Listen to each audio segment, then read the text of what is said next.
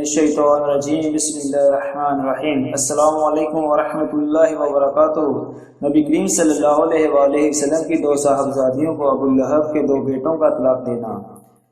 نبوت سے پہلے نبی کریم صلی اللہ علیہ وآلہ وسلم کی دو صاحبزادیاں ابو لہب کے دو بیٹوں سے بیاہ ہوئی تھیں۔ نبوت کے بعد نبی کریم صلی اللہ علیہ وآلہ وسلم نے جب اسلام کی تبلیغ کرنا شروع کی تو آپ صلی اللہ علیہ وآلہ وسلم کی دونوں بیٹیوں کو ابو لہب نے طلاق دینے کی دھمکی دی، اور ابو لہب نے اپنے دونوں بیٹوں سے کہا تمہارا ملنا میرے لیے حرام ہے جب تک تم محمد کی دونوں بیٹیوں کو طلاق نہ دے دو۔ ان دونوں جاہلوں نے نبی کریم صلی اللہ علیہ وآلہ وسلم کی بیٹیوں کو طلاق دے دی۔ ایک تو بہت ہی جہالت میں ڈوبا ہوا تھا، اپنے باپ کی طرح بہت ہی جاہل تھا۔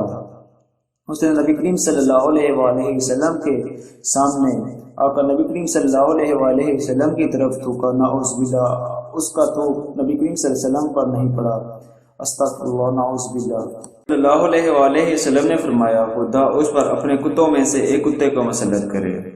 اس کے بعد ابو لہب کا بیٹا عقبہ اپنے باپ کے ساتھ شام کے سفر کو روانہ ہو گیا۔ دوران سفر ایک ایسی جگہ پر قافلے کو رکنا پڑا جہاں پر حالات کچھ ٹھیک نہیں تھے۔ مقامی لوگوں نے بتایا یہاں پر رات کو درندے آ جاتے ہیں۔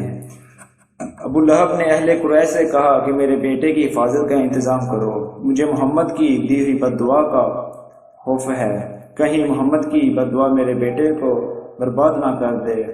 اہل قریش نے اس کے بیٹے کے گرد اونٹوں کو بٹھا دیا اور رات کو سو گئے۔